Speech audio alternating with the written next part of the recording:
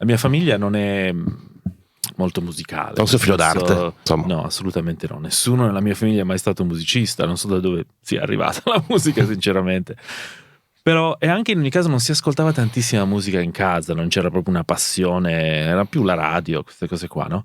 Però l'unica cosa che mi ricordo, uno dei primi ricordi che ho da bambino, era lunghi viaggi in macchina, perché noi andavamo in Sicilia praticamente ogni estate, che prendevamo il traghetto, no, in macchina. Era questo contenitore di cassette che si chiamava Night Club.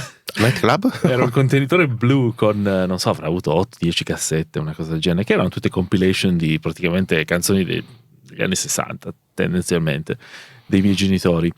E la prima cassetta, prima canzone, era una canzone di Carosone. Ah, ok. E ce n'erano tantissime canzoni di Carosone, quindi mi sono rimaste impresse perché mi affascinava il suono. Ovviamente all'epoca non sapevo ancora che sarei diventato appassionato di jazz, che ovviamente era un pochettino quella sonorità lì, ma mi facevano un po' ridere le canzoni, no? Mi facevano un po' ridere, ovviamente non capivo tutte le parole del napoletano, però insomma, essendo cresciuto con genitori siciliani ci sono molte similitudini, no? Quindi capivo abbastanza. Quindi c'era Caravan Petrol, c'era Tuo Fa l'americano, ovviamente c'era Torero, tutte queste canzoni qua, no? Che mi sono rimaste molto impresse. C'è stato un periodo, un paio di anni fa, in cui la mettevo sempre in macchina, anche mia figlia era appassionata di questa roba qua. Che insomma, Prima da K-pop, esatto. conosco la K-pop, bel salto. Esatto, sì.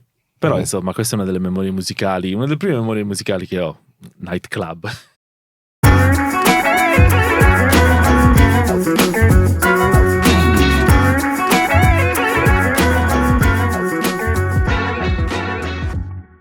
Ciao a tutti, bentornati a una nuova puntata di Radio Dublino, 11ª stagione, questo nuovo formato in cui andiamo in onda sia in FM qua da Dublino, qua siamo a Dublin South FM, Studio 2, ma da quest'anno in tutte le più importanti piattaforme streaming online, da Deezer, Apple, Course, Spotify, ma anche sul canale YouTube di Radio Dublino, quindi sottoscrivetelo, mettete la campanella, non l'ho detto le volte scorse, io non sono un youtuber, per insomma, quindi qua potete vederci e anche sentirci rispetto alle stagioni precedenti, e ogni mese avremo un ospite in cui approfondiremo un tema e cerchiamo di capire un po' di più rispetto ai pochi secondi, pochi minuti che avevamo in passato con il programma molto più ritmato, con meno tempo per capire gli ospiti e i temi. Oggi cosa parliamo? Parliamo di musica, ma anche di cucina. Vediamo un po' che hanno a che fare queste due tematiche che sono apparentemente molto distanti, e ne parliamo con il nostro amico Francesco Turrisi. Grazie di essere venuto a trovarci. Grazie per l'invito. È già venuto a trovarci nei precedenti studi della Dublino, ormai siamo 11 anni che andiamo in onda, aveva pure suonato la fisarmonica, credo, l'accordion un tempo fa. Chiaramente ho invitato Francesco perché è uno dei importanti artisti italiani residenti in Irlanda, anche se ormai da qualche anno uscito del mondo, è sempre in giro, e con lui parleremo di musica ovviamente, ma anche di cucina, perché è una nuova passione che negli ultimi anni è nata e che ora sta creando qualcosa di molto più strutturato, molto più concreto, ma ne parleremo tra pochissimo. Come fa, Francesco? Tutto bene, grazie. Sono in un periodo a casa, un periodo corto a casa fra 2 tournée. Guarda, trovare Francesco è complicato perché è sempre in tournée ormai da qualche anno, e proprio beccato il periodo tra fine tournée europea e inizio tournée americana, che inizierà tra pochissimo. Questa puntata andrà in onda tra qualche settimana, però come le passi queste fasi di break tra tour qua in Irlanda? Come le vivi? Ma io solitamente vengo qua per stare con mia figlia che ha 12 anni. In realtà, come è organizzata la nostra vita, diciamo, lavorativa adesso, riusciamo a più o meno passare il 50% del tempo a casa e il 50% in tournée. Quindi non va malissimo rispetto al passato, quindi riesco a passare un pochettino di tempo con lei. Quindi quando sono qua faccio praticamente il tassista, nel senso che la devo accompagnare a scuola, varie attività, e poi insomma. Mi raccontavi prima che a microfoni spenti sei un esperto di K-pop ormai, tua figlia ama la musica coreana. Mia figlia è appassionata di K-pop e quindi mi costringe ad ascoltarla in macchina tutto il tempo. Sì, tu sei stato finito la recita l'alchimista, magari mettere un po' di K-pop anche nella tua musica, tra varie influenze, tra antico, jazz. Sì, diciamo che vabbè, insomma, dai, ci sono cose che mi piacciono di più, diciamo cose che di mi piacciono meglio di meno nel K-pop stesso, però è appassionata, insomma, alla fine capisco questa ossessione, no? Perché mi ci vedo un pochettino, no? Quando ero piccolo anch'io in queste cose qua. Quando ti avevo chiesto la volta scorsa che è venuto qua a Dublino, a Radio Dublino, ti avevo chiesto una canzone, però non eravamo riusciti a metterla in onda, era penso fosse Fred Buscaglione o qualcosa del, o forse no, era Renato Carosone, sì. autore. Questo è solo quando eri piccolo, invece di K-pop cosa ascoltavi? Quella era la tua musica, forse era legato alla tua famiglia, Renato Carosone. Sì, è interessante che mi chiedi questa cosa perché ne parlavo proprio ultimamente nei concerti di piano solo che ho fatto in Italia, che la mia famiglia non è molto musicale. Non sei figlio d'arte, insomma. No, assolutamente no. Nessuno nella mia famiglia è mai stato musicista, non so da dove sia arrivata la musica, sinceramente. Però, e anche in ogni caso non si ascoltava tantissima musica in casa, non c'era proprio una passione, era più la radio, queste cose qua, no? Però l'unica cosa che mi ricordo, uno dei primi ricordi che ho da bambino era lunghi viaggi in macchina, perché noi andavamo in Sicilia praticamente ogni estate, prendevamo il traghetto, andavamo in macchina, era questo contenitore di cassette che si chiamava Night Club. Night Club? Era un contenitore blu con, non so, avrà avuto 8-10 cassette, una cosa del genere, che erano tutte compilation di praticamente canzoni degli anni 60, tendenzialmente, dei miei genitori. E la prima cassetta, prima canzone, era una canzone di Carosone. Ah, ok. E ce n'erano tantissime canzoni di Carosone, quindi mi sono rimaste impresse perché mi affascinava il suono. Ovviamente all'epoca non sapevo ancora che sarei diventato appassionato di jazz, che ovviamente era un pochettino quella sonorità lì, ma mi facevano un po' ridere le canzoni, no? Mi facevano un po' ridere, ovviamente non capivo tutte le parole del napoletano, però insomma, essendo cresciuto con genitori siciliani ci sono molte similitudini, no? Quindi capivo abbastanza. Quindi c'era Caravan Petrol, c'era Tuo Fa l'americano, ovviamente c'era Torero, tutte queste canzoni qua, no? Che mi sono rimaste molto impresse. C'è stato un periodo, un paio di anni fa, in cui la mettevo sempre in macchina, anche mia figlia era appassionata di questa roba qua. Che insomma, Prima è, di da K-pop, esatto. Renato Carosone K-pop, bel salto. Esatto, sì. Però insomma, questa è una delle memorie musicali, una delle prime memorie musicali che ho. Night Club. Quindi magari c'erano i germi, il virus del jazz in Carosone, comunque che c'era, insomma, era musica allegra, però c'era molto swing, molto. Senti, tu dici appunto, tu genitori siciliani, però sei piemontese, come ti definiresti come identità? Tu sei cresciuto in Piemonte, della famiglia siciliana, senti più legato al Piemonte o alla Sicilia? No, come... Oddio, cioè piemontese, io sono cresciuto a Torino, di piemontese a Torino non c'è nessuno, non esiste. Il fatto che si dica minchia come parola comune, esatto, lo dice tanto su lo slang, diciamo, dei giovani piemontesi è molto più simile a un dialetto del sud, sì, quasi, infatti. No?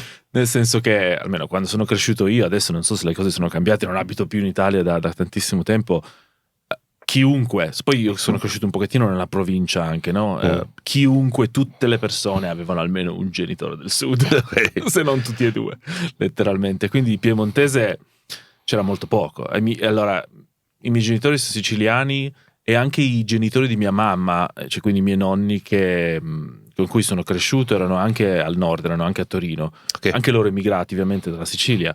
Quindi a casa mia si è sempre parlato siciliano, si è sempre mangiato siciliano.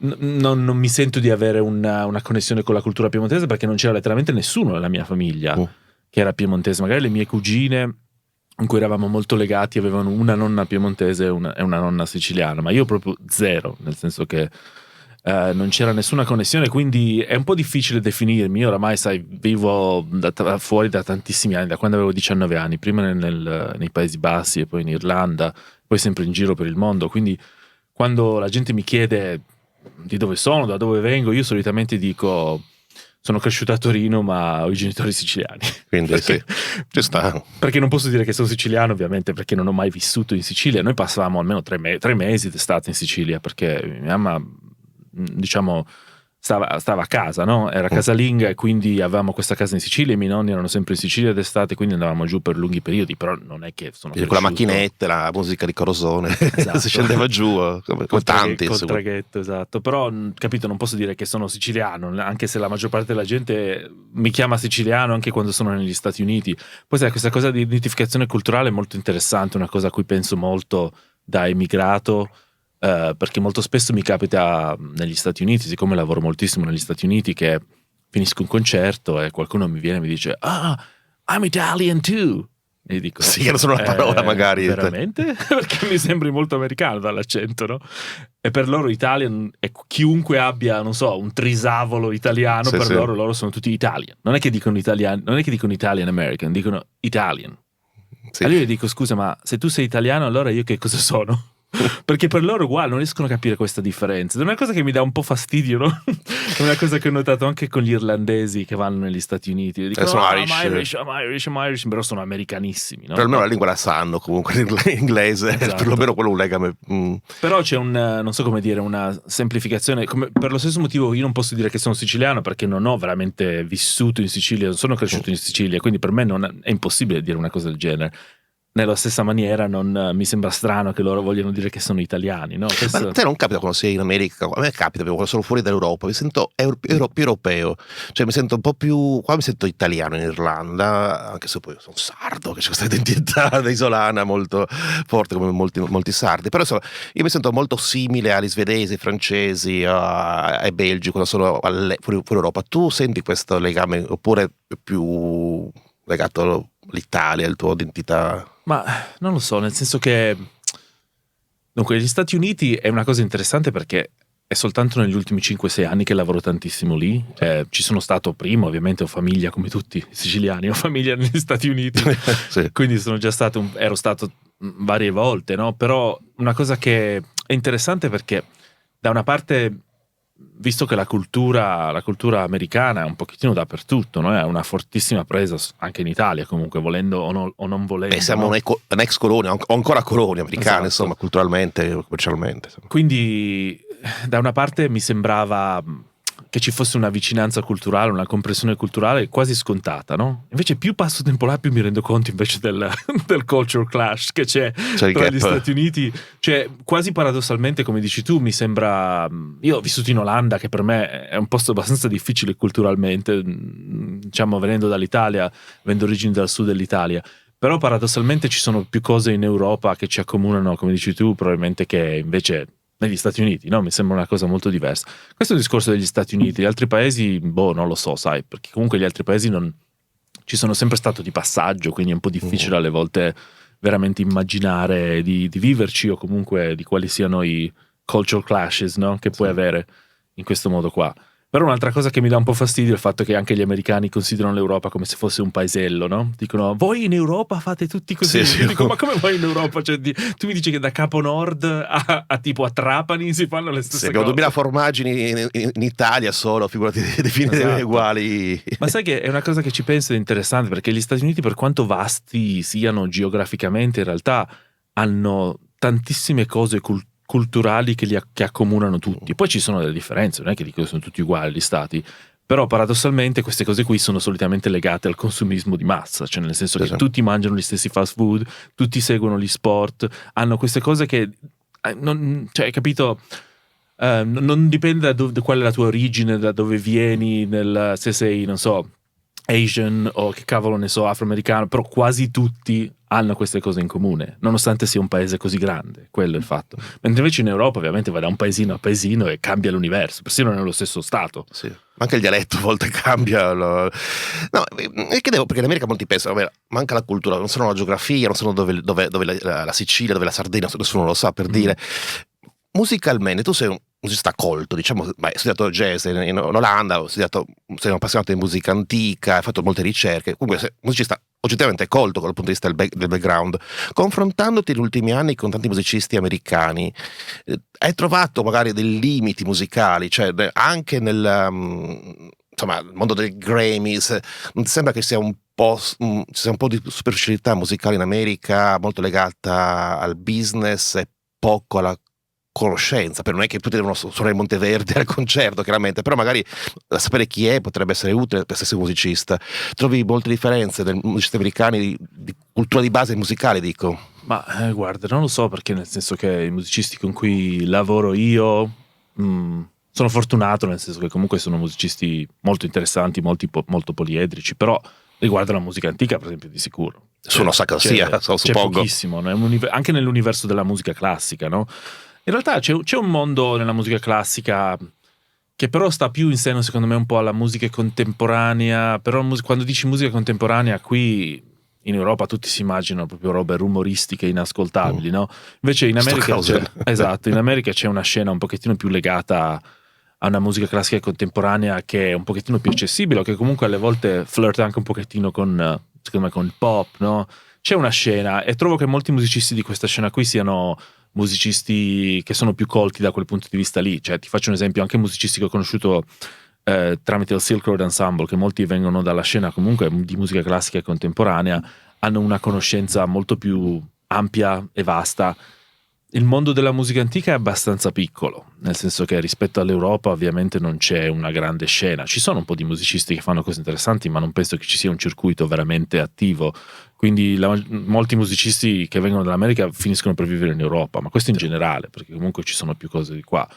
Per il resto sì, non lo so, il mondo americano ovviamente è molto americano-centrico, non so se mi sto inventando delle parole, però nel senso che l'idea, sì, comunque sì. In generale la cultura americana ha un po' quel problema lì, no? Essendo così conosciuta in tutto il mondo, la danno quasi per scontata, no? È come se quasi non si rendessero conto che altri paesi possono avere altre culture, no? È un po' una visione molto, non so, americanocentrica, non so come spiegarlo in un'altra maniera. Quindi sanno veramente poco di quello che succede nel resto del mondo. Come la lingua, danno per scontato che tutti parlano inglese, quindi parlano lentamente, non è detto che tutti parlino inglese nel mondo, perché, ma però loro principalmente musicalmente secondo me hanno creato il jazz, che già per questo sono nell'Olimpo come paese. C'è un passo indietro, tu quindi hai studiato dall'Italia, vai a studiare jazz in Olanda, ti diplomi là, suoni il piano. Sì. Ne abbiamo già parlato nel precedente incontro, poi ti muovi in Irlanda motivi di cuore fondamentalmente. Sì, sì. E quando sei venuto qua in Irlanda? Sono arrivato nel 2006, che era il periodo con la tigre celtica, quindi grande dinamismo economico dell'Irlanda, e ora c'è tua figlia qua, quindi passi parecchio ancora tempo qua. Come hai vissuto questo periodo? Ormai sono quasi 15-20 anni che sei qua in Irlanda. Ti senti un po' irlandese? Hai assorbito la cultura irlandese? C'è ancora qualcosa che ti piace in particolare? Qualcosa che ancora non riesci ad accettare della vita irlandese? Che difficoltà? Diciamo il tempo. Ok, questo ci sta. No, guarda, io racconto sempre questa storia. Arrivando dall'Olanda, trasferendomi in Irlanda, ho detto, finalmente sembra di tornare a casa, no? Tutti sono sempre in ritardo, non funziona niente, la gente piace fare tardi, far festa, far casino, no? Mi sembrava veramente un po' tipo di essere ritornato in Italia, no? Ma questo era bello o brutto? Era bellissimo, appunto, arrivando dall'Olanda dove tutto funziona, molto germanici, sì. Però la gente, diciamo, non sono veramente riuscito a... non so come spiegarti, veramente connettermi alle persone, integrarti bene, no? Sì, poi ero sempre in un ambiente molto internazionale, perché al conservatorio c'era gente che veniva da tutto il mondo, che è bellissimo, perché ho conosciuto un sacco di persone, però in qualche modo non sono veramente riuscito a connettere con il paese, con l'Olanda e con la mentalità e con la cultura un pochettino locale. Però in Irlanda, guarda, tutto sommato secondo me si sta bene in Irlanda, mi piace tornare in Irlanda, non mi rendo conto neanche alle volte quanto sono irlandesizzato, no? Per esempio adesso che lavoro molto negli Stati Uniti vengo fuori sempre con delle espressioni, poi mi rendo conto che gli americani non hanno la più pallida idea di cosa vogliono dire, devo spiegarle tutte, no? Fa abbastanza ridere. Mi rendo conto che proprio cambia il mio linguaggio, il mio modo di parlare inglese cambia quando sono negli Stati Uniti, perché è molto influenzato dall'Irlanda, comunque dall'essere irlandese. In generale secondo me è un paese... Mi piace far base qui, dico far base perché se dovessi abitare qui tutto il tempo e non muovermi mai, probabilmente mi risulterebbe un pochettino piccolo dopo un po', perché comunque è sempre un'isola, per quanto sia ben collegata, insomma, è abbastanza piccolo, è un posto abbastanza piccolo, però mi piace tornare in Irlanda. Adesso ovviamente scherzo sul tempo, che comunque è un po' una tragedia, ma vabbè, di sti tempi non si sa dov'è che sia veramente, sì, perché comunque in Italia adesso fa troppo caldo tutto l'anno, la maggior parte del tempo, quindi anche devo dirti la verità che d'estate alle volte mi fa piacere tornare in Irlanda un pochettino al fresco, prendere un po' di fresco, però in generale è un paese che mi piace, anche uno dei pochi posti che, anche se ultimamente ci sono un pochettino di notizie non tanto allegre, però in generale che mi dà un pochettino di speranza sull'umanità alle volte, no? Uno dei veramente pochi posti in cui c'è ancora un pochettino questa cosa qua, che comunque non vedo in molti altri posti. Però sì, dai, mi piace tornare in Irlanda, è un paese in cui mi trovo bene, ovviamente al di là dei prezzi abbastanza assurdi, io abito fuori Dublino, però... penso che sia abbastanza impossibile di sti tempi vivere a Dublino, a meno che non hai un mega lavoro, insomma. Sì, questo è il principale problema di tutti gli espatriati, vengono qua a trovare l'alloggio. Esatto. È relativamente ancora facile trovare lavoro, però l'accommodation è l'aspirazione di tutti. Io, per fortuna, ho trovato, quando c'era la crisi finanziaria, ho trovato casa che adesso costa il doppio, potrei permettermela. Esatto. C'è stato il picco sotto, per fortuna ho avuto la prontezza di indebitarmi con la banca quando i prezzi erano accessibili. Tu fra 20 anni dove ti vedi? Una volta che tua figlia sarà ormai che è più grande, avrai magari meno legami, ti vedi ancora come base in Irlanda? Pensi Italia, pensi Stati Uniti? Non hai idea, se vedrai dove ti porta il vento. È difficile, nel senso che io ovviamente adesso sono separato dalla mamma di mia figlia, e la mia attuale compagna Rhiannon è americana, però vive anche lei in Irlanda, però lei vive a Limerick e anche lei ha 2 figli da una relazione precedente, quindi la nostra situazione è un pochettino difficile da gestire. Molto modern family. Esatto. Quindi noi stiamo insieme praticamente in tournée, nel senso che quando siamo qui lei va dai suoi figli a Limerick e io torno qui. Mia figlia abita con sua mamma a Bray e io ho una casa a Greystones. Quando i figli sono grandi e sono andati via di casa, chi lo sa. Io dico sempre per ridere, viviamo un po' a New York e un po' in Italia, però non lo so, sinceramente è un po' difficile da immaginare, chissà, sempre se il pianeta Terra esiste ancora fra 20 anni, siamo tutti ancora vivi, perché andando in questa direzione non è che sono super ottimista. Però sì, guarda, in Italia sento la nostalgia, ci vado spesso, mia mamma vive a Torino ancora, anche mia sorella. Diciamo che mi piacerebbe vivere in Italia, però in generale mi piacerebbe vivere in Italia se non lavoro in Italia. E tendenzialmente è quello. In teoria si potrebbe fare, capito? Adesso siamo qui ovviamente perché i nostri figli sono legati qua. Però sì, mi manca l'Italia, mi piacerebbe sicuramente tornare, mi mancano tante cose, insomma, del cibo soprattutto. Il posto per andare in vacanza è forse andare in pensione in Italia. Esatto. Se non farà troppo caldo fra 20-30 anni, perché ho quel terrore del sud Italia, già adesso c'è troppo caldo, quindi probabilmente io andrò in Scandinavia perché soffro un po' il caldo. Senti, già anticipato, tu adesso hai una relazione professionale, anche sentimentale, con Rihanna Guinness, che un po' ha cambiato il tuo percorso professionale musicale. Cioè prima eri molto più focalizzato sul jazz, sulla musica appunto antica, hai creato i tuoi dischi, hai legato molto al piano, sei un po' strumentista, tu eri venuto volta scorsa suonando il tamburello, fisarmonica, quando vecchi studi. Questo è stato appunto un passaggio importante della tua carriera professionale. Come l'hai vissuto? Perché comunque Rihanna è una musicista, molto, anche lei polistrumentista, di una vasta cultura, però molto diversa dalla tua. Lei è più legata al folk, alla musica americana. Questo connubio, prima che sentimentale ma anche professionale, come si è sviluppato? Perché anche nei dischi che avete fatto 2 dischi insieme, in duo, poi l'ultimo disco con la band, era come ci fossero due orizzonti che a volte si fondevano, a volte rimanevano un po' distinti anche nella playlist delle canzoni. Come si è sviluppato il percorso professionale, poi come è nato anche quello sentimentale all'inizio? C'è un legame tra la musica e il rapporto che avete avuto, che avete creato, e questo ha creato problemi, dinamiche particolari, soprattutto con il periodo pandemia in cui si era un po' isolati. Avete fatto un disco bellissimo che ha vinto il Grammy peraltro. Come si è sviluppato il rapporto musicale e anche personale negli ultimi 5 anni insomma? Ma guarda, io e Rihanna non ci conosciamo, diciamo, da quasi 6 anni saranno, 5 e mezzo forse. Ci eravamo in realtà conosciuti forse un paio di anni prima, una volta velocemente. È cominciata in maniera un po' fortuita, nel senso che io conoscevo la musica del suo gruppo Carolina Chocolate Drops, non avevo idea che lei fosse legata all'Irlanda, perché anche lei era sposata a una persona irlandese. Qualcuno mi aveva raccontato, guarda che lei praticamente fa base in Irlanda. Ma lei stava a Limerick, credo, prima. Anche adesso sta. Sì. Quindi così io poi per combinazione c'è una mia amica violoncellista, Kate Ellis, bravissima musicista, che aveva registrato una cosa con Rihanna, ne avevo visto un post su Facebook letteralmente di loro 2 insieme.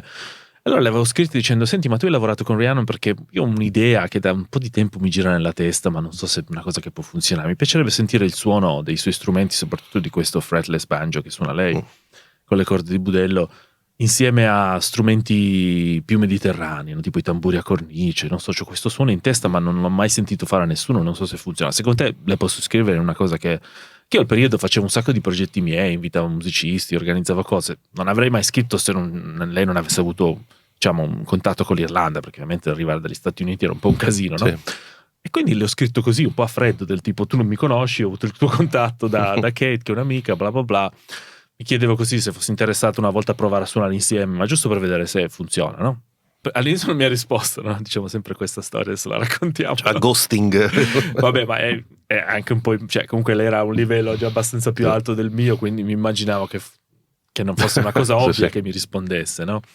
Io ho detto, vabbè, ho aspettato un paio di settimane, ho detto provo a mandare un reminder, se poi non mi risponde, non voglio fare lo stalker, Okay. no? Così. E quindi le ho mandato un altro messaggio e lei mi ha risposto subito in realtà, dicendo: sì, scusami, me l'ero persa, bla bla bla, mi interesserebbe, sì, vediamo se riusciamo a organizzare, no? Quindi insomma è passato un po' di tempo, date, casini, perché eravamo tutti e due sempre in giro. Siamo riusciti a incontrarci un pomeriggio, questo era, mi sa, tipo 6-7 anni fa, no? Abbiamo suonato un po', tra l'altro anche con Kate, questa mia amica, tutti e tre insieme, ed era un suono che funzionava, mi piaceva un sacco, ho registrato la prova, era una cosa super informale. Ho detto, magari provo a organizzare un concerto, se vi va, giusto per avere la scusa per mettere su un repertorio. E non siamo mai riusciti ad organizzarlo. Sono passati letteralmente 2 anni e mezzo. Io ho provato un po' di volte, poi alla fine ho detto, vabbè, dai, ci rinuncio. Lei era troppo impegnata perché aveva appena cominciato la sua carriera solistica dopo i Carolina Chocolate Drops. Io ero abbastanza in giro con l'arpeggiata quasi tutto il tempo, quindi non riuscivamo a trovare nessuna data che funzionasse. Insomma, alla fine, dopo un po' di anni, non mi ricordo esattamente qual è stato il trigger che ha fatto ripartire questa cosa qua, ma le ho mandato un altro messaggio, abbiamo ricominciato a chiacchierare e siamo riusciti a discutere, a trovare una data per rincontrarci e suonare un pochettino, no? Poi il discorso sentimentale, diciamo che è cresciuto nella stessa maniera, nello stesso momento, perché abbiamo cominciato praticamente a chattare, a parlarci, e tutti e due in quel momento lì praticamente eravamo già separati e abbiamo trovato un sacco di connessioni in una maniera abbastanza simpatica, nel senso che praticamente ci siamo conosciuti su WhatsApp perché eravamo, da quando abbiamo ricominciato a parlare, è passato più di un mese prima che Come giovani. esatto, prima che riuscissimo a vederci è passato più di un mese, però chattavamo tantissimo, tipo lei era in tournée, io ero in tournée, sempre orari assurdi e passavamo ore a chattare così, quindi quando poi ci siamo incontrati, insomma, c'è stata una connessione che ha funzionato fin dall'inizio, no? Forse quasi prima sentimentalmente che musicalmente, nel senso che musicalmente abbiamo dovuto aspettare un pochettino, abbiamo suonato un pochettino, però sai, prima di arrivare sul palco insieme sono passati almeno 4-5 mesi, perché avevamo un sacco di impegni ovviamente per il futuro prossimo. Lei era in tournée con la sua band, io ero sempre in giro con l'arpeggiata, e poi avevo appena fatto uscire il mio disco di piano solo, stavo cercando di promuovere un pochettino quello. Quando abbiamo cominciato a suonare insieme ci siamo resi conto che in realtà funzionava in una maniera incredibile, no? In una maniera che nessuno dei due ha mai avuto un'esperienza così con un altro musicista. No, ma io avevo visto dal vivo, era un miracolo, perché due entità musicali talmente diverse che si univano sul palco, con certi strumenti sul palco, era solo in due, era molto potente, era inaspettato, no? Cioè non era una cosa che con pochi precedenti, penso, musicalmente. È interessante perché, allora, noi diciamo sempre, quando raccontiamo per ridere, che allora lei è americana e ha studiato opera italiana al conservatorio, esatto. E io invece italiano ho studiato piano jazz al conservatorio, c'è qualcosa già comincia al contrario questa storia. Però paradossalmente secondo me tutti e due abbiamo una mentalità molto simile, un'apertura mentale molto simile, e tutti i generi musicali che frequentiamo, sia lei separatamente, in un certo senso non sono gli stessi, però è come se si toccassero con le spalle, no? Rub shoulders, come si dice in inglese, no? Nel senso che lei è, per esempio, interessata al jazz, ma non al jazz, diciamo, degli anni 20 e degli anni 30, che è una cosa che nessuno studia adesso, no? Io ho cominciato a studiare jazz, ma solitamente si parte dagli anni 40, dal bebop in poi, no? Quello paradossalmente. Lei è appassionata di opera. Io ho lavorato molto nella musica antica, però non opera romantica, opera barocca, quindi siamo sempre lì quasi quasi, ma non c'è nessuna intersezione vera e propria. Lei ha ovviamente lavorato con la musica tradizionale americana quasi tutta la sua vita, anche se è una cosa che ha conosciuto dopo il conservatorio. Io ho lavorato molto con la musica tradizionale del sud dell'Italia, però anche lì dopo il conservatorio praticamente, no? Però non lo so, ci siamo trovati perché secondo me abbiamo una mentalità molto simile, e per me è stata una cosa abbastanza folgorante, perché avendo tutta la vita avuto questa passione per cose strane, per strumenti strani, collezionando strumenti, imparando a suonare strumenti, ogni volta mi dicevo: ma che cavolo perché mi sono comprato questo liuto turco? Per quale motivo, no? Non lo suonerò mai, cioè o mi metto a studiare veramente la musica turca, ma veramente voglio suonare la musica turca? Tutto il tempo discorsi di questo tipo mi facevano la mia testa. Quando ho conosciuto Rihanna, di colpo potevo fare qualsiasi cosa. Potevo suonare il piano jazz, potevo suonare i tamburi a cornice, potevo suonare qualsiasi strumento mi venisse. Ho anche cominciato altri strumenti da quando ho conosciuto lei, no? Tipo il cello banjo. Che Questo si è buttato molto sulle corde, ho visto, esatto, rispetto alla percussione piano. Insomma. Perché mi mancavano un pochettino, anche perché io quando ero al liceo suonavo la chitarra elettrica e anche la chitarra acustica, ho suonato per tanti anni, poi l'ho mollata e non ho mai più avuto voglia di riprenderla, perché non so, ci sono troppi chitarristi in giro, no? Quindi ho cominciato a trovare strumenti a corde però un pochettino più particolari e continuo a farlo adesso. Tra l'altro è una cosa che mi piace molto, perché è un suono che funziona molto bene con i suoi strumenti, ovviamente, è perché comunque mi mancava un pochettino questa idea delle dita sulle corde, no? Un pochettino sulle corde.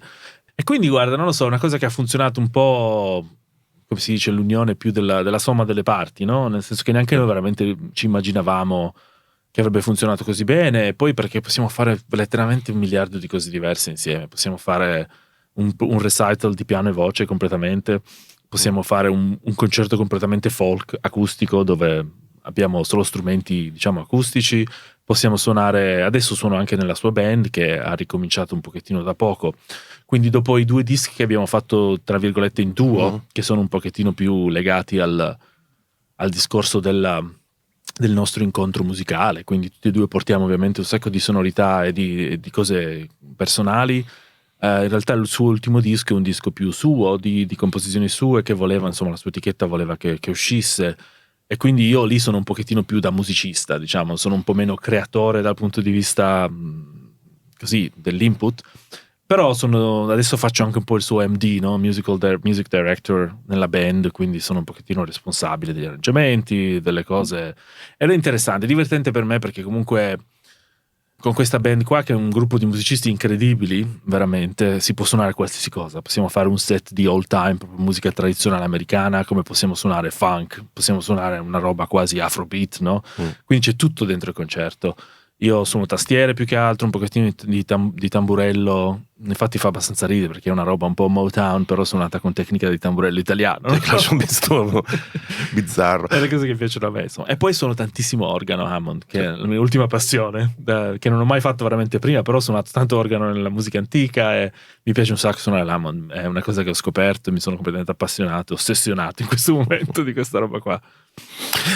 Noi siamo qua in una pausa tra un tour europeo e tour americano, si riduce appunto dal concerto al Vicar Street, sold out, un grande successo, che ha concluso la tournée europea. Fra un poco partirà per gli Stati Uniti. Appunto, fa parte di una band, un po' diverso l'approccio, suppongo, dal duo. C'è lo spazio comunque per portare la tua filosofia anche in un contesto così complesso, così ampio, di vari musicisti con vari background.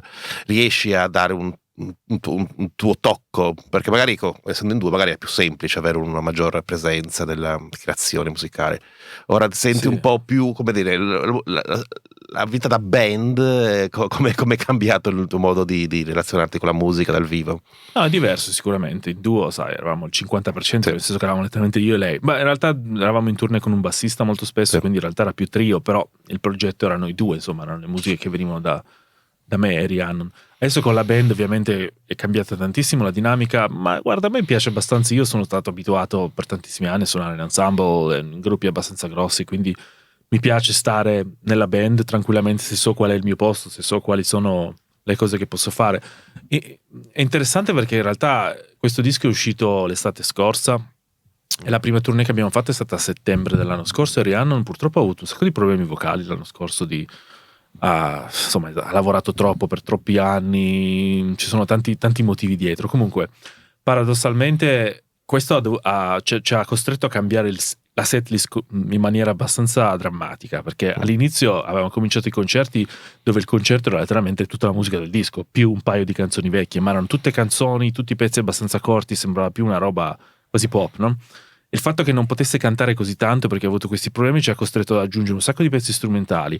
Abbiamo aggiunto altri pezzi che fanno parte del repertorio dei vari musicisti della band, quindi altri musicisti cantano anche, e quindi in realtà è diventato un concerto molto più vario e variegato, quindi ognuno ha portato il suo. Abbiamo molti momenti più solistici, strumentali, perché comunque anche Rhiannon è una multistrumentista che suona benissimo sia il banjo che il fiddle, cose così. Quindi è diventato un pochettino più band, non so come dire, no? Mentre prima era cantante con gruppo, adesso è più band in un certo senso, ed è continua. Adesso sembra che Rihanna sia molto meglio con la voce, insomma, però abbiamo continuato un pochettino questo formato dove abbiamo un sacco di spazio, quindi no, in realtà è molto divertente. Poi è bello perché comunque suoniamo un sacco di volte adesso per pubblico in piedi, quindi c'è un'energia molto diversa nella sala, anche un pochettino più giovane. C'è molto groove, ci sono molti, è completamente diverso. Diciamo che prima era più un concerto d'ascolto, no? Tra virgolette, adesso si può quasi ballare, da vivere un po' di più. Poi musicisti molto bravi tutti, sì, insomma, sono molto... Senti, tu ormai hai vinto un Grammy. Tra l'altro io quando l'hai vinto mi ricordo che eri in Irlanda, non eri comunque a Los Angeles, vabbè, ok, ho vinto un premio, l'hai commentato in modo molto superficiale. In realtà ha cambiato qualcosa nella tua vita? Adesso che tu vivi il mondo americano, la musica americana, da qualche anno ormai stai molto spesso in America per motivi musicali, eccetera.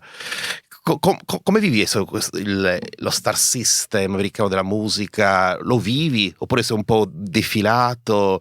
Come pensi, visto dall'interno, insomma, questo mondo che dall'esterno sembra molto luccicante, molto commerciale, molto grosso, un'industria quasi hollywoodiana.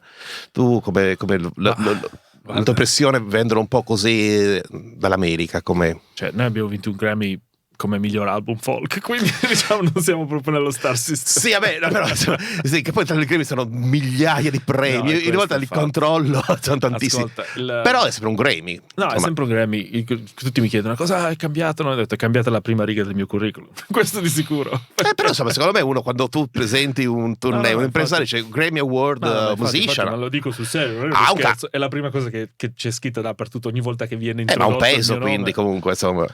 Ha un peso, insomma, siamo tutti e due molto conflicted, no? Con questa cosa dei Grammy, perché Rihanna non è in quel circuito lì da una vita, ne aveva già vinto uno prima con Carolina Chocolate Drops, che era molto importante, più che altro per il messaggio che c'era dietro a quel Grammy lì. È stata nominata 7-8 volte, penso che parecchie volte ha avuto nomination, sì, credo, no, per Grammy, tantissime. Ma tantissime, no? Quindi già all'inizio, quando avevano il nostro primo disco aveva avuto 2 nomination, però non avevamo vinto, e poi questo secondo aveva anche 2 nomination e ha vinto come miglior album folk. In realtà era la cosa di cui siamo stati più felici, perché comunque alla fine è un disco folk, è un disco che abbiamo fatto solo noi due in lockdown, è una cosa molto importante anche per noi, per questa cosa che siamo riusciti a creare in un momento così difficile. Fatto a Dublino, peraltro, non registrato qua. Registrato a Dublino, sì. Soltanto noi, senza produttore, quindi è una cosa importante da quel punto di vista lì. Dal punto di vista di tutto il resto, guarda, non lo so, perché in realtà quello che la gente non sa alle volte che, dunque, come funzionano i Grammy, ci sono miliardi di categorie, come dici tu, no? Quello che vedi la sera, quelle sono 5 categorie di pop, praticamente, che sono in televisione. Durante il giorno ci sono tipo 250 che letteralmente smitragliano a destra e a sinistra. Se tu vai alla cerimonia, noi siamo andati la prima volta quando non abbiamo vinto, e letteralmente dicono il miglior Grammy, questo, tu non hai neanche il tempo di arrivare sul palco, lanciano dal palco letteralmente. Se non arrivi entro 2 minuti passano alla prossima categoria. Okay. Anche quando arrivi, prendi il microfono, hai tipo non so 20 secondi e poi la band comincia a suonare. Ok. Per dirti hai passato i tuoi 20 secondi per dire grazie mamma. Poi praticamente, paradossalmente, noi non siamo potuti andare, saremmo dovuti andare, ma era ancora un po' pandemia quando c'è stata questa cerimonia, quindi l'hanno rinviata di 3 mesi. E noi avevamo già una tournée con questo balletto che abbiamo scritto un po' di anni fa, quindi c'era un sacco di gente coinvolta, non potevamo cambiare. E quindi purtroppo, infatti Rihanna dice sempre, io ogni volta che vado perdo, e quando non vado vinco. Io non andare allora. Quindi. No, poi tra l'altro anche lì la gente non sa, Rihanna aveva fatto un po' una polemica di queste cose qua. Cioè quando tu vieni nominato a un Grammy devi andare, ma innanzitutto è tutto a spese tue e costa... Allora, ti danno, se tu sei nominato ti danno un biglietto di ingresso per la cerimonia. Se ti vuoi portare qualcuno devi pagare $500 per farli entrare, la misera somma, più voli, alberghi. Ovviamente se vai ai Grammy devi essere vestito in una maniera un pochettino decente, hair, make-up, alla fine è una spesa incredibile. E non sono tutti i Miley Cyrus come superstar, popstar, esatto, con il jet privato, insomma, non sono tutti. Quindi il mondo così, noi in realtà, ti ripeto, non siamo veramente in quel mondo lì, perché comunque Rihanna non è conosciuta, però insomma è, diciamo magari una superstar del folk. Quindi Una non è- nicchia, però il folk è importante in America comunque, c'è un bel pubblico, una bella audience o no? C'è la possibilità, diciamo che lei purtroppo lamenta sempre un pochettino che solitamente il suo pubblico sono tutti vecchi liberali bianchi, che purtroppo succede un po' con tutte le musiche che suoniamo noi, perché il jazz è anche purtroppo È più o meno il diventato jazz è un più o po' meno così. simile, sì. La musica antica, siamo di sempre Bella ancora lì. peggio, diciamo. Non negli Stati Uniti, ma anche in Europa, insomma, il pubblico è sempre quello, no? Pubblico pagante di una certa età. Di una certa Ma l'arpeggiata qual è il disponibilità. pubblico? Appunto, anziani bianchi. Uguale, sì, L'arpeggiata uguale, era sì. signori borghesi, in certa Esatto. età. C'è poi, per carità, ci sono sempre Liberale. le eccezioni, e poi la cosa che il paradosso è che sempre in realtà quando la gente giovane alle volte è esposta a questo tipo di musica gli piace, insomma, vengono, però il problema è come raggiungere quel tipo di pubblico lì. Quindi per lei, insomma, per Rihanna soprattutto il suo grande cruccio è sempre che comunque diciamo la cultura mainstream africano-americana l'ha sempre ignorata, perché comunque suona una musica che la maggior parte degli americani reputano completamente bianca, mentre invece non è così storicamente. Quindi questa è la missione della sua vita, è raccontare la storia, insomma, della musica tradizionale americana, che ha a che fare moltissimo con tutte le persone che c'erano, insomma, al fondo, bianchi, neri, di tutte le varie etnie. Perché lei ha un'origine, ha un background molto misto, quindi non è categorizzarla in un settore è difficile comunque. Guarda, il problema di fondo è quello, è che in realtà i generi musicali, come li consideriamo adesso, sono stati inventati dall'industria discografica per vendere. Semplicemente non esistevano prima, sono semplicemente stati inventati dal capitalismo. Quindi il problema è che allora negli Stati Uniti era proprio così, c'erano i race records che erano quelli per le persone nere e c'erano i hillbilly records che erano per le persone bianche. Quindi se tu suonavi blues, se eri nero dovevi suonare blues, se eri bianco dovevi suonare hillbilly music. Sì. Ma il problema di Prince che era troppo bianco per essere nero, troppo nero per essere bianco, quindi Prince riusciva a categorizzarlo tra black music e pop music. Chi è Prince? E anche lui insomma era un po' senza identità, e lui ma se ne fregava, però insomma era purtroppo c'è la costruzione del concetto di nero e di bianco, sono tutte e due completamente inventate. Quindi non hanno a che fare con la musica, non hanno a che fare con l'arte, hanno a che fare solo con i soldi, l'industria discografica che gira un po' di soldi. Senti, tu hai girato tanto, la musica chiaramente rimane il tuo percorso principale, però appunto oggi abbiamo detto, oggi parliamo di musica ma anche di cibo, perché ho visto che negli ultimi anni è cominciato dai social media, oltre che parlare di musica, anche di mettere qualche ricetta, insomma tu vieni dal Piemonte, che è la regione con la cucina più importante italiana, insieme a Sicilia, insieme a Campania, quindi c'è probabilmente un background più siciliano, suppongo, di cucina, però e quindi mettere dei post con le tue ricette che sono sempre stati tecnicamente migliori, cioè avete curato più la regia, la fotografia, la spiegazione. E come è nata questa idea? L'hai sempre avuta? Si è sviluppata negli ultimi anni questa passione per la cucina? Sono sempre stato appassionato, diciamo, di cucina. Mia mamma è una grandissima cuoca. Okay. Anche dal punto di vista esatto, anche diciamo paragonandola al livello generale delle mamme italiane, che sicuramente è alto. Quindi ho sempre avuto un pochettino questa passione da quando sono andato via di casa, di cucinare, così. Però sai, la cosa che è cominciata veramente è stata durante la pandemia, perché è stata la prima volta che sono rimasto a casa. E quando sei sempre in giro, in tournée, torni a casa, sei a casa una settimana, cioè non hai neanche quasi voglia di andare a fare la spesa, letteralmente. Non riesci mai veramente a pianificare o ad avere una cucina veramente che funziona. E lì quindi ho cominciato, ma perché era anche un periodo in cui non riuscivo ad andare in Italia, ovviamente, perché eravamo tutti bloccati e quindi ero così con mia figlia e mi mancavano un sacco delle cose siciliane. Ho ricominciato un pochettino a pensare, ho detto, ma... Tra l'altro, un'altra cosa che succedeva in quel periodo lì era che c'era quasi più disponibilità di prodotti, no? Perché molti di quelli che importavano per i ristoranti hanno cominciato praticamente a vendere al pubblico generale, no? Quindi è stata la prima volta nella mia vita da emigrato che ho trovato delle robe che mi sognavo di notte, no?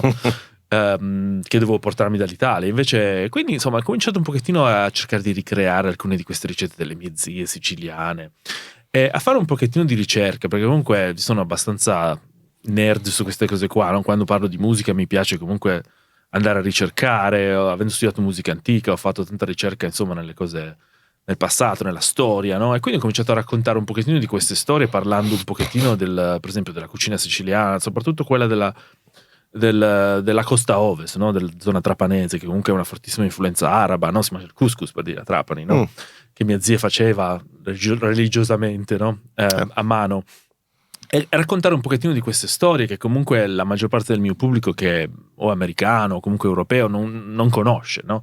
Hanno una visione abbastanza stereotipata della cucina italiana, no? Anche un po' bastardizzata dalla cucina italo-americana. Meatball, spaghetti, queste cose così. No? O come si fa qui lasagne and chips, no? No, no, ma la peggiore è la lasagna e insalata, cioè mettere l'insalata insieme al sugo è orrore, vabbè. Comunque, quindi ho cominciato a fare dei post così, ma proprio per noia e divertimento, tra virgolette, no? E un sacco di gente ha cominciato a scrivermi, che bello, erano quasi più interessati alle mie storie di cucina che a quelle di musica, no? E mi dicevano, ma devi scrivere un libro, ma devi troppo scrivere un libro. E dico, vabbè, bello, sì, tutti a parole, facile, no? Però ho cominciato un pochettino a pensarci e ho cominciato a buttare giù qualche idea, ma più che altro mi piace questa idea di raccontare storie, perché alla fine per me è un'altra faccia di quello che faccio, no? È la stessa, racconto storie, insomma, racconto storie che hanno a che fare con la mia connessione personale, che hanno a che fare con la storia e che hanno a che fare con la cucina, no? Quindi questo è un legame con la musica, perché quando suonare con le orecchie, quello poi sarà il titolo di questo podcast di oggi. Trovi un legame con la musica, con la cucina, perché c'è creatività, perché quali sono i contatti? Cioè sai, è anche una cosa interessante, perché noi in Italia siamo ossessionati dal cibo e dalla cucina, ma siamo anche abbastanza, non voglio usare una parola, siamo un pochettino fascisti su tante cose, no? Della cucina, nel senso che ortodossi, diciamo, sì. Sì, ma abbiamo un sacco di regole, di cose, ma la maggior parte delle volte la gente non sa veramente di cosa sta parlando, sia da un punto di vista storico che da un punto di vista culinario, no? È semplicemente perché è così e bisogna fare così, che è una stupidaggine. Se la carbonara l'hanno inventata gli americani, mettici pure il prosciutto che se ne frega, non c'è il bacon. Allora, io ho cominciato un pochettino a fare di ricerca. Sì, il fascismo estremo italiano è un po' fastidioso sulla cucina. Secondo me è legato comunque a una crisi sociale importante, culturale, quindi si lega secondo me a questo mito che è un mito che non esiste, però la maggior parte di quello che mangiamo oggi e si vedono gli estremisti inutili, perché comunque la cucina è scoperta, cambiamento, evoluzione, non è... Ascolta, io ho cominciato, più ci rifletto e più mi rendo conto che funziona esattamente. Allora, la cucina italiana è cultura orale, perché noi siamo un paese che ha sempre fatto le cose così, non è che c'è la cucina accademizzata, è sempre stata la cucina francese, giusto? Sì. Fino alla fine dell'Ottocento tutto scritto, tutto regolato, come se si va al conservatorio, l'idea è quella, la regola, no? Accademia precisa. Si fa così, ci vogliono 3 giorni a fare sto piatto. In Italia non si è mai fatta così la cucina è sempre stata povera fino al secondo dopoguerra, insomma. Poi si è sviluppata, la maggior parte delle cose che mangiamo oggi, purtroppo, per quanto la gente non ci voglia credere, vengono più o meno dagli anni 60 in poi. Ci sono delle eccezioni, ma la maggior parte sono comunque tutte del XX secolo, magari fine XIX. Eravamo poverissimi, fino agli anni 50 esatto. Non c'era mica la carne da mangiare, insomma, quel discorso cose. lì, e questi sono fatti, non sono opinioni, no? Quindi questa roba, nella mia famiglia si è fatto così da 300 anni. Allora, questi discorsi io li sento anche nella musica, però... Mentre nella musica, per esempio, tu vedi la differenza tra studi al conservatorio, quindi quella è musica classica, e lo posso paragonare un po' a quest'idea come dell'accademia culinaria. Sì. Invece la musica tradizionale, che è tradizione orale, quando è tradizionale è in continua evoluzione, perché funziona così, tutte le tradizioni orali funzionano. Nel momento in cui tu le blocchi e dici si fa così, si può solo suonare quel pezzo così, muore, letteralmente. Certo. O comunque fai un'accademia, in quel senso lì, no? È interessante perché si vede un pochettino anche in Irlanda questa cosa qua, che è un paese in cui la musica tradizionale è ancora viva, tra virgolette. Quindi questo discorso del si fa solo così la cucina non ha nessun senso, perché tu chiedi a 50 nonne italiane come si fa il sugo di pomodoro, hai 50 ricette diverse e saranno tutte perfette, saranno tutte buonissime, saranno tutte l'unico modo di fare la salsa di pomodoro. Il modo giusto è quello della nonna e pasta. Però funziona così, cioè nel momento in cui ti dici no, la carbonara si può fare solo così, letteralmente la uccidi. Perché comunque poi è un piatto giovane che è ancora in evoluzione, perché comunque non ce n'è traccia prima degli anni 50, vabbè, non siamo qui a parlare di carbonara perché non ne posso più, sinceramente. Sembra che sia il piatto più importante della cucina italiana. Ma te lo chiedono in America anche faccia la carbonara. Mamma mia, non se ne può più, come se ci fosse solo quello, ci sono tante tradizioni incredibili in Italia, la carbonara proprio. Comunque, quindi niente, ho cominciato un pochettino a appassionarmi, ho cominciato un po' a flirtare con questa idea di scrivere un libro, no? Più legato, non un libro di ricette, un libro più legato alle storie, alla storia, ma alle mie storie personali di questi piatti, un pochettino cercando di anche paragonare la musica e la cucina, no? Come mentalità, perché comunque sono 2 facce della stessa medaglia. E niente, poi mi sono reso conto che scrivere un libro di cucina è abbastanza difficile, nel senso che ho cominciato a scriverlo, ma trovare qualcuno perché io comunque non ho nessuna esperienza nel mondo della cucina, oltre a un po' di social media. Quindi è difficile, costa tantissimo stampare un libro di cucina perché ci sono tantissime fotografie a colori. Quindi non è così facile, È un mondo che non conosco. Ci sono tanti, magari anche tanti autori, tanti concorrenti. Super inflazionato. Poi di cucina italiana, figurati, sono miliardi. Ho parlato con un po' di agenti anche così, però anche lì non è che io sto cercando di cambiare carriera, non è che voglio fare il cookbook. Lo chef. No? Esatto, lo chef. Masterchef e VIP fare. Per carità, è un altro mondo abbastanza assurdo, anche il mondo dei social media non ho nessuna intenzione di farlo più di quanto lo faccio così un pochettino per il mio lavoro. Quindi qualcuno mi ha consigliato di provare Substack, no? Esatto, che sei sbarcato poche settimane fa, un mesetto fa forse. Esatto, sì, l'ho cominciato un mesetto fa, ci pensavo da un po' e qualcuno mi ha detto: ma senti, se tu vuoi scrivere un libro, perché non cominci a scrivere su Substack, che è una piattaforma dove tanti scrittori spiega un po' cosa sia, perché magari molti non la conoscono. Cos'è guarda, Substack è un po' un misto tra una newsletter, praticamente come erano quelle vecchio stile che ti arriva l'email nella tua... e un social media, no? Esistono ancora. Però. Quindi tu praticamente hai una tua pagina e la gente si può iscrivere, e quando si iscrive, quando tu fai un post, gli arriva direttamente un'email nel mailbox, però al tempo stesso possono anche vedere sul sito, c'è tutta una piattaforma che funziona un po' come un social media, nel senso che puoi anche scrivere dei post, c'è tutta una comunità di scrittori che comunque... Ed è un posto abbastanza tranquillo, cioè non c'è tutto l'odio che c'è su Facebook. Per ora, secondo me arriverà forse i numeri non sono ancora così. Esatto. Diciamo che chi va su Substack è perché comunque è appassionato di writers, di scrittori. Sono contenuti di qualità che uno può trovare la sua nicchia, il suo percorso. Sì, esatto. Interessante. Quindi ho cominciato a scrivere un pochettino di questi articoli qua e ho chiamato la mia pagina Cooking by Ear, cioè tipo cucinare a orecchio, no? Perché mi rendeva in realtà questa è un'idea che mi è stata data da un mio amico Maciej, che sono un batterista con cui ho lavorato tanti anni. Io volevo chiamarlo a occhio, no? Perché racconto un pochettino di quando ho incominciato a cucinare, chiedevo a mia mamma le ricette per telefono e lei mi diceva: ma no, aggiungi un po' di qua, metti un po' di qui. Io dico: ma un po' quanto? Un cincin, a occhio, no? A occhio. Ho detto: mamma, bello a occhio, però se l'occhio non ce l'ho. Quindi mi ha fatto un po' riflettere su tutta questa idea di usare i sensi per... in realtà io dico sempre i 5 sensi, sia per cucinare che per suonare musica. Quindi questa cosa qua, Cooking by Ear, mi piaceva molto e per me rende bene l'idea, perché a occhio era un po' difficile da capire in lingua inglese, avrebbero probabilmente detto a occhio. Esatto, sì. E quindi adesso c'è comunque questo tuo canale, sono contenuti anche gratuiti che si possono vedere, chi vuol vederlo. Sì, perché poi funziona così, no? In realtà diventa quasi una specie di fan club, no? Un po' come Patreon può essere, nel senso che tu ti puoi iscrivere, puoi chiedere soldi, alcuni lo fanno completamente gratis, alcuni fanno completamente a pagamento, che vuol dire che ti abboni tipo, che ne so, costa $5 al mese o $50 all'anno. Io per adesso il primo mese ho messo tutto gratuitamente, ma ho già un bel po' di persone che si sono abbonate, diciamo, pagando, infatti ero quasi sorpreso che volessero, però è un modo per la gente comunque che mi segue anche così di supportare un pochettino questa roba qua. C'è una fanbase che comunque può avere uno sfogo. Esatto. Adesso da questo mese in poi farò una parte di cose gratuite e una parte invece che sono solo per la gente che... Ma meschierai musica e cucina, quindi fai alterni più o meno come contenuti? Sì, solitamente faccio, se riesco a continuare, perché comunque è abbastanza lavoro. Ora sei in pausa tra le tournée, non so, con tournée come farai quando sarai in viaggio? In tournée scrivo abbastanza, c'hai tempi morti. Dei tempi morti in viaggio, basta avere il mio iPad. Solitamente cerco di fare un post, diciamo, musicale e uno culinario, quindi 2 alla settimana in totale.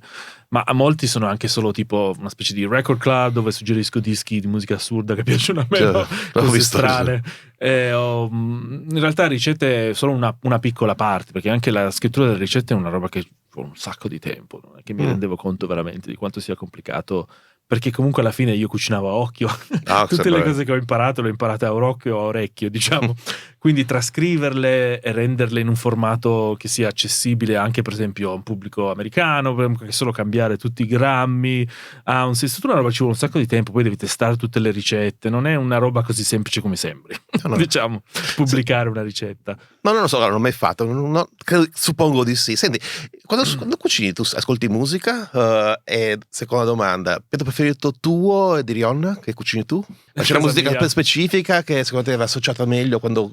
Ma non lo so, a me piace un sacco ascoltare jazz mentre cucino, una cosa che funziona molto bene, o anche soul, cose così, no? Che dà un po' di energia, diciamo, di movimento. Ma in realtà io ascolto musica in una maniera un po' strana, Per quanto odio Spotify, lo uso perché ovviamente ho tantissimi CD a casa, tipo non so 4000 CD, però sai, mi piace molto, per me la cosa che l'iPod all'epoca aveva introdotto, che era una cosa che mi faceva impazzire, era questa idea dello shuffle. Quindi che Era mixi come tutto, sì. dove però c'è solo la musica assurda che piace a me, non so come dire, no? Perché è come ascoltare la radio, non sai mai che cosa arriva, però sai che ti piacerà tutto. Sì. Mentre invece un programma radio così non l'ho mai trovato nella mia vita per la musica che piace a me.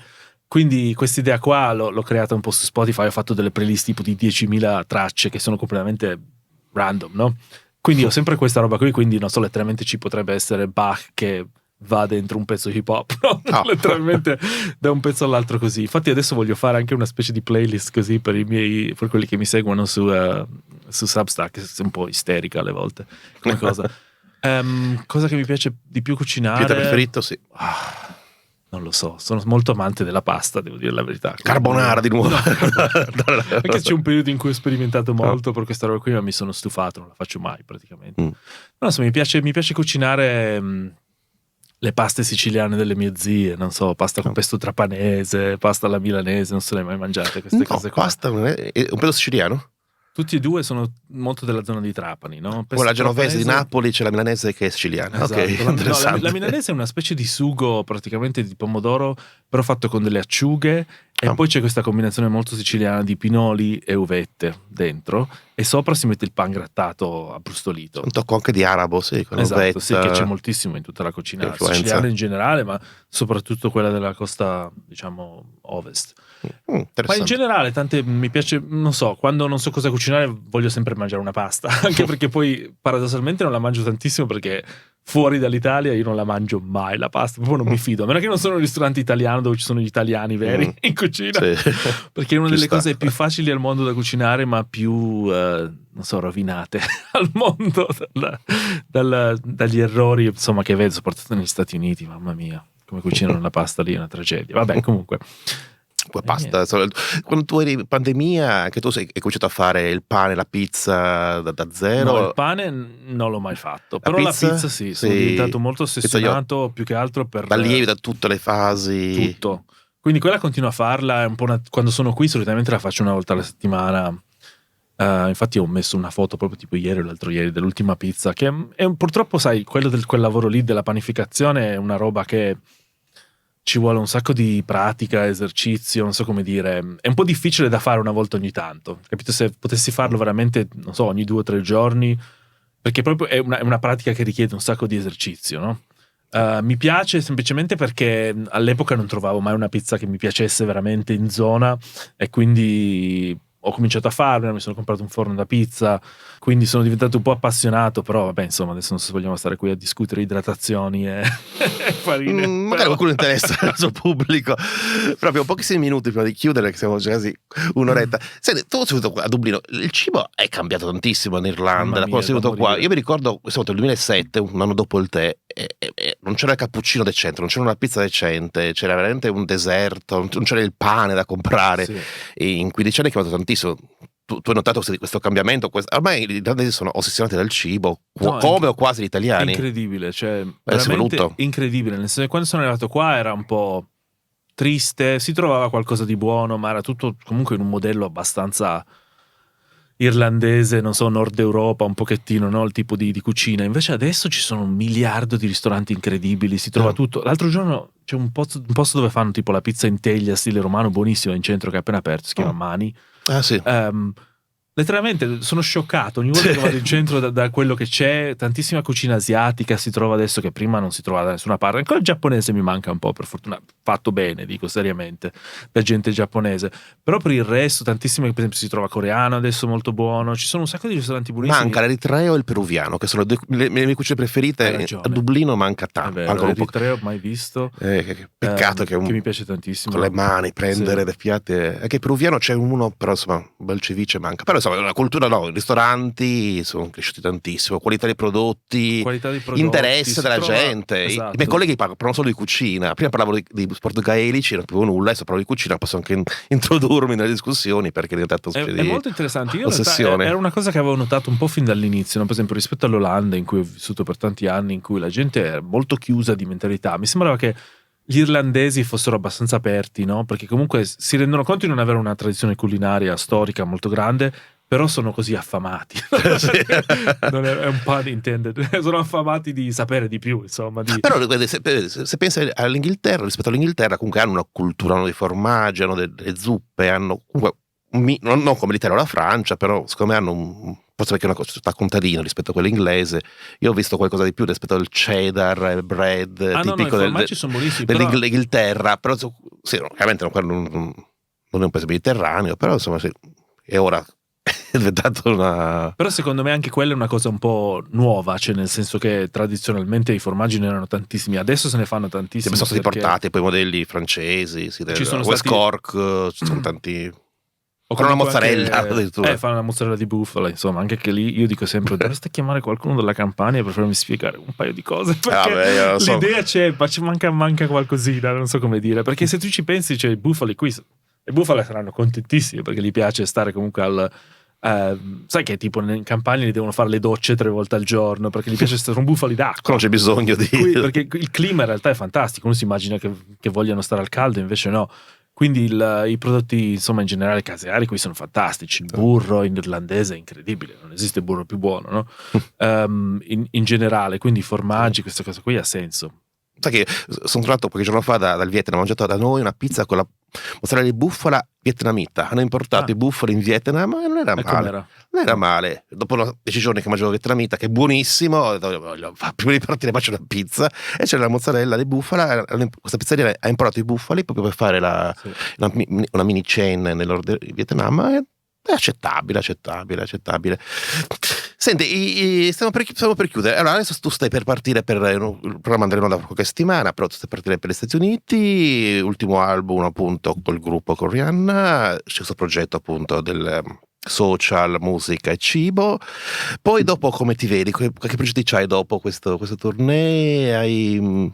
Ma allora, io ho registrato un po' di musica 3 settimane fa, di pianoforte solo. Ok. Ho fatto un po' di concerti a gennaio da solo. Diciamo che adesso Rihanna è impegnata perché sta scrivendo un libro, quindi dopo l'estate si prende un pochettino una pausa, quindi non avremo tantissime tournée, soltanto una cosa col Silk Road Ensemble a novembre, però c'è un periodo un pochettino più di pausa, quindi vorrei far uscire un disco nuovo di pianoforte, di musiche mie, che avevo cominciato a scrivere addirittura durante la pandemia, che poi non ho mai avuto il tempo di mettere giù. E portare un pochettino in giro quello, probabilmente. Mi piacerebbe suonare un pochettino più in Italia. Paradossalmente mi parlavi prima del Grammy e mi fa ridere perché la maggior parte delle volte mi dimentico di questa cosa. Appena arrivo in Italia tu mi dici no, hai vinto il Grammy.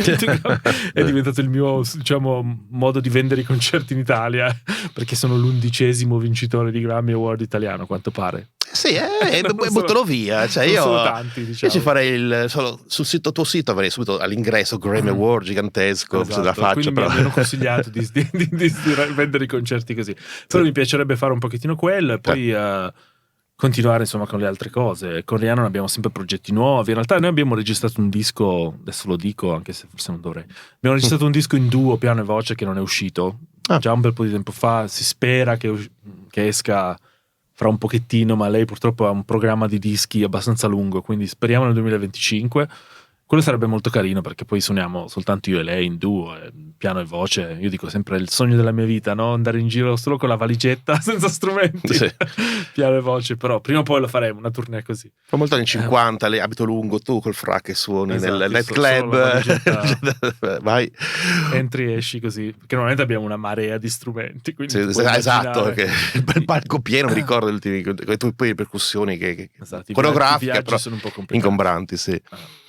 Ma speriamo di sentirlo. A me piace molto l'aspetto minimale in realtà quando suona l'aspetto acustico. La band è bella, però insomma forse un periodo in cui sono affezionato molto all'unplugged, perché guarda, sono d'accordo sento con te, più l'ania, sento più le vibrazioni, non so come dire. Mi piacciono tutti e due. La band è divertente, più divertente, però la mia anima sta nella musica acustica, sicuramente.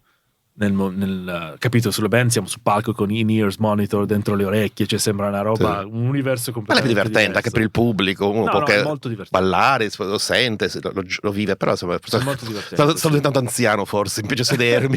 Io quando c'è un concerto cerco sempre la galleria, voglio il sit perché io devo in piedi non ce la faccio più, Io mi stanco. andrei di sicuro al mio concerto in No, piedi. sedere tranquillo, a pogare l'ho già fatto. Esatto. Senti, Francesco, grazie mille di essere venuto a trovarci, è stato molto interessante. Io good luck per la musica ma anche per l'esperienza culinaria. Io consiglio a tutti di andare a visitare il canale perché è molto interessante, ma è molto curato sia l'aspetto, poi ci sono i video sui social ma anche l'aspetto scritto, cioè suppongo che impieghi tanto tempo perché la cura c'è del prodotto, e in bocca al lupo per il futuro. Aspettiamo il disco magari piano e voce in futuro, nei prossimi anni, e il prossimo concerto a Dublino speriamo arriverà, insomma, appena fatto arriverà in futuro, Sì, cioè, sa qualcosa ci sarà sicuramente in futuro. Non lo so, ancora non abbiamo niente in Però agenda insomma, di tale, però sì. O anche io sicuramente farò qualcosa piano solo prima o poi, verso la fine di quest'anno magari. E noi ci saremo e promuoveremo, io spero di andarci, insomma, se sarò a Dublino. Grazie ancora Francesco e alla Grazie prossima. mille a te. E noi ci vediamo alla prossima puntata a Radio Dublino. Alla prossima, ciao. Grazie, ciao.